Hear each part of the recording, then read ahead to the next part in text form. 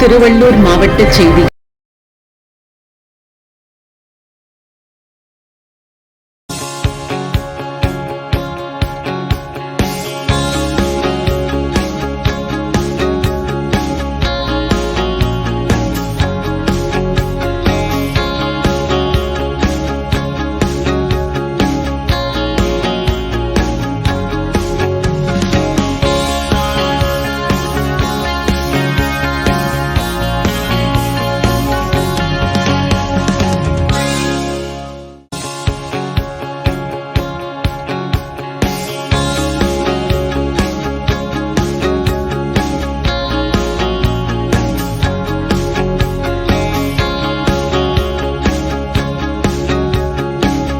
இது போன்ற செய்திகளை காண எங்கள் சேனலை லைக் பண்ணுங்க, ஷேர் பண்ணுங்க, சப்ஸ்கிரைப் பண்ணுங்க.